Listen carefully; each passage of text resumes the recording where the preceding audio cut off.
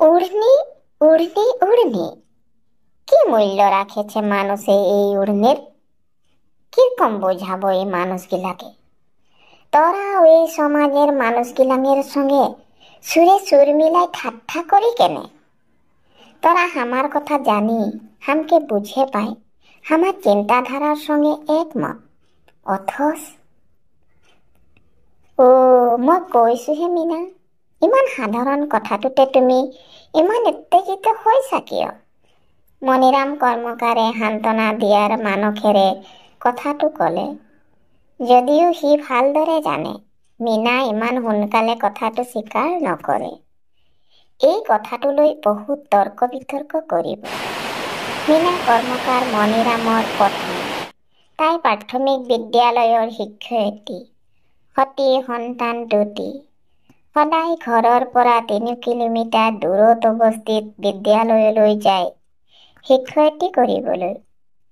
মীনা বিয়া হৈ ডাঙৰ বোৱাৰী হিচাপে শহুৰ ঘৰখনত প্ৰৱেশ কৰিছিল।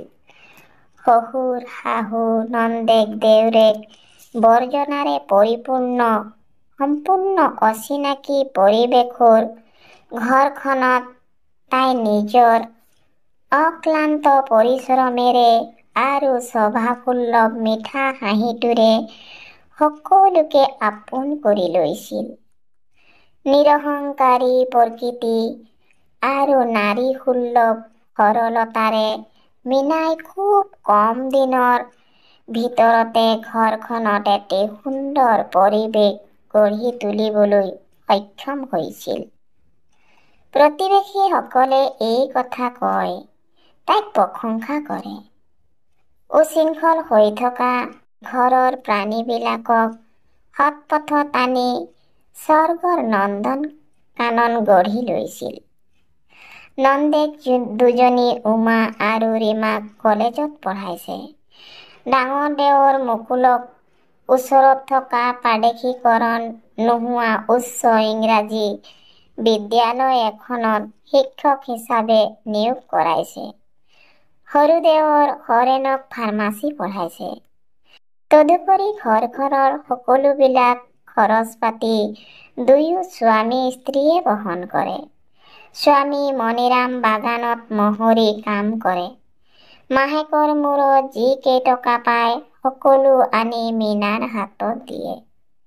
মীনাৰ দৰমহাৰ একো ঠিক নাথাকে। কেতিয়াবা 2 মাহ দৰমহা নাপায় আৰু কেতিয়াবা 6 মাহ। স্বামীৰ কম দৰমহাৰে ঘৰখন একো অশান্তি নোহোৱাকে সুচাৰুকৈ পৰিচালিত কৰে। পৰিয়ালৰ সদস্যৰ মাজত কেতিয়াও কোনো কথাত কামত দ্বিমত নাথাকে। মীনাই যি সিদ্ধান্ত লয় সকলোৱে তাকেই স্বীকাৰ কৰে। আন্তৰিকতাৰে ভাল পোৱা মানুহবিলাকে আদৰ্শ পৰিয়াল বুলি শলাগে। শহুৰ শাহু আইক তাই মা দেউতা বুলি ভাবে। টিভিত কেতিয়াবা ভাল প্ৰগ্ৰেম দিলে সকলোৰে লগত বহি আনন্দ উপভোগ কৰে।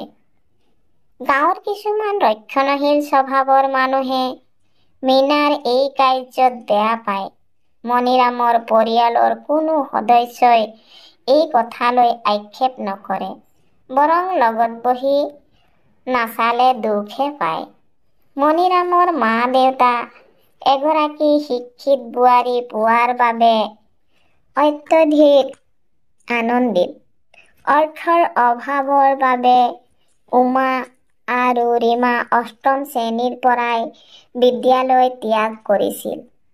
হৰেণ মুকুল প্ৰৱেশিকাত উত্তীৰ্ণ হৈ এনেই লক্ষ্যহীনভাৱে ইফালে সিফালে ঘূৰি ফুৰিছিল। ঘৰখনত উপাৰ্জন বুলিবলৈ কেৱল মণিৰামৰ আছিল। অসুখীয়া পিতৃ মাতৃ গোটেই বছৰ বিচনাত পৰি থাকে।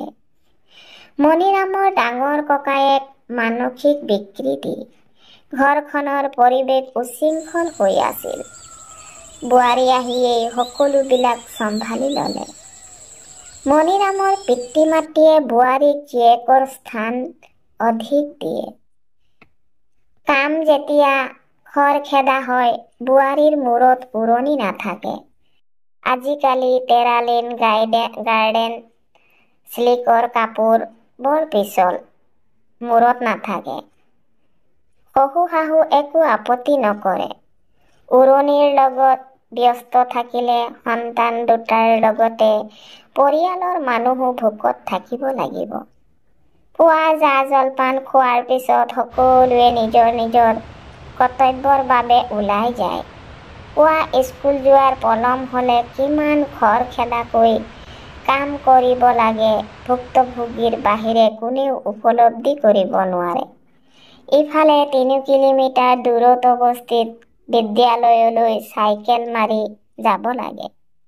কেতিয়াবা চাইকেল মাৰি গ'লে, মূৰত উৰণি নাথাকিলে, কোনোবা হিংসাকুৰীয়া ব্যক্তি দৃষ্টিগোচৰ হ'লে গাঁৱত জয়ঢোল বজোৱা নিচিনা কথাটো চাৰিওফালে প্ৰচাৰ কৰি দিয়ে। ৰামধনে ক'লে, মণিরামের মাইকিয়ে মাথায় ওড়নি নাই লিয়ে স্কুল যাচ্ছে। কালুয়ে দুগুণ উৎসাহেরে ক'লে, বহুটা মোটা মানুষ রকম সাইকেল মারে যায়, তাতে ওড়নির মান ইজ্জতো নাই।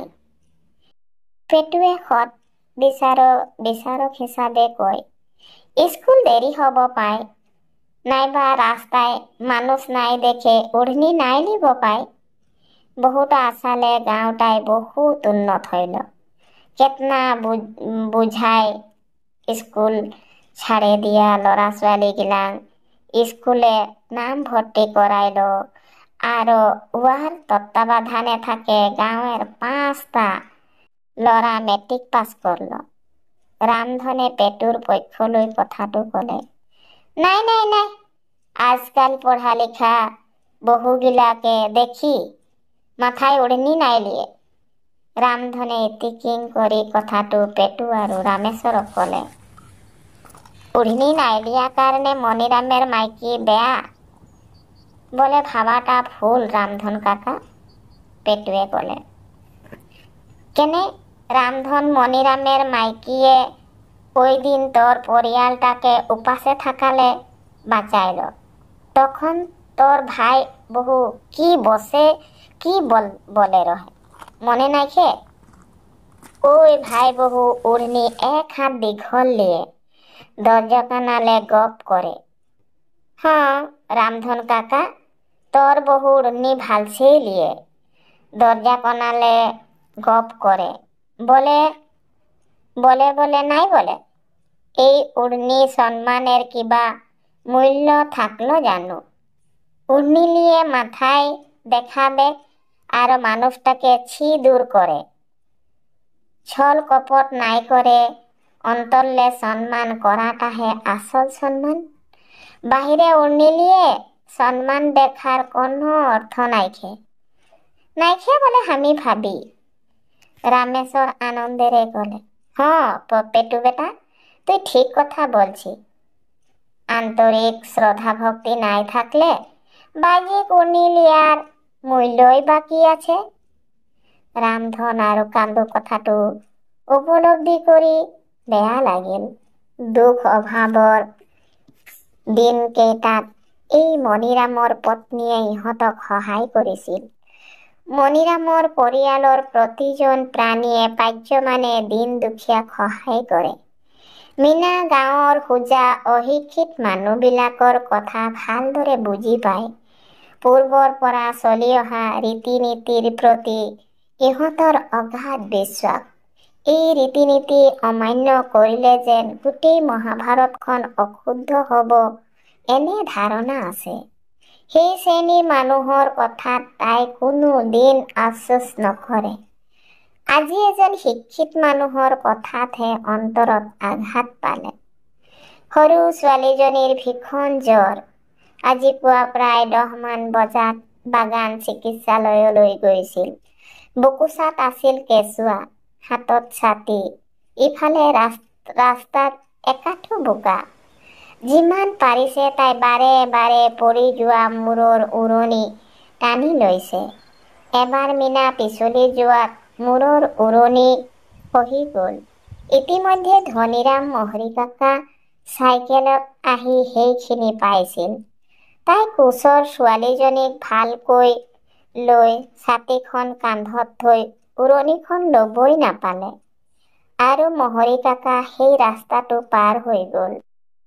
তাই জানি বুজি উৰণিখন লোৱা নাই বুলি মণিৰামক ধনীৰাম কাকাই আপত্তি দিছিল। সেই মণিৰামে আবেলি চাহ খাবলৈ আহি মীনাক কথাটো সুধিছিল। মীনাই আক্ষেপেৰে ক'লে, দেখছি ন, ধনীৰাম কাকাৰ বহুকেইটাকে উৰ্ণিহৰে বৰ দীঘলকে লিয়ে। আচাৰ ব্যৱহাৰ হলে একেবাৰে বেয়া।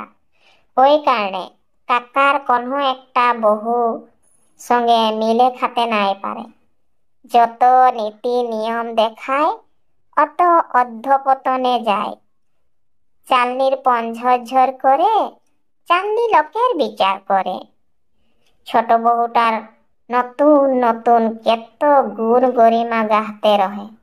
এখন মহরি কাকাকে ছোট বহুটার কতনা বদনাম গাহে। গাঁয়ের মানুষের আগে, বাগানের মানুষের আগে, মুখে একটা বলে পেটে একটা রাখে। বলে ন, নতুনে ন গন্ডা আর পুরনা হইলে 6 গন্ডা। আন মানুষের মুখে মহরি কাকার হিংসা করিয়া আর ছোট মনের কথা শুনে রহি। কিন্তু আজহে ওর আসল রূপ জানলি। আমি ঘৃণা করি ওই রকম মানুষকে। জনগিলা মানুষ নারীর সমালোচনায় ব্যস্ত থাকে, নারীকে ভিন্ন বলে ভাবে, কুদৃষ্টিতে দেখে। যিকোনো বিষয়ে ভাল বেয়া চিন্তা চর্চা নাই করকে বেয়া বলে অভিমত দিয়ে। কথাটো বেছি হব। মীনাৰ মুখত আৰু কত কি ওলাব ঠিক নাই। ৰামায়ণ এবাৰ মুখৰ পৰা ওলালে অন্ত নোহোৱালৈকে যায়েই থাকিব। আকৌ ডিউটি যাব লাগিব। মীনা মণিৰামৰ কথাষাৰৰ অৰ্থ বুজি পাইছে। মানুহজন কামৰ পৰা আহিছেহে, চাহ নিদিয়াকে ৰামায়ণ খুলি দিছে। এৰা, এনেকুৱা কথা কিছুমানে মীনাক প্ৰায়ে উত্তেজিত কৰি তোলে। মণিৰামে মীনাক মনে মনে ৰৈ থকা দেখি আকৌ ক'লে, যোৱা না মীনা, মোৰ পলম হৈছে। মীনাই চকু দুটা ডাঙৰ কৰি অভিমান কৰি চাহ বনাবৰ বাবে পাকঘৰত সোমাল।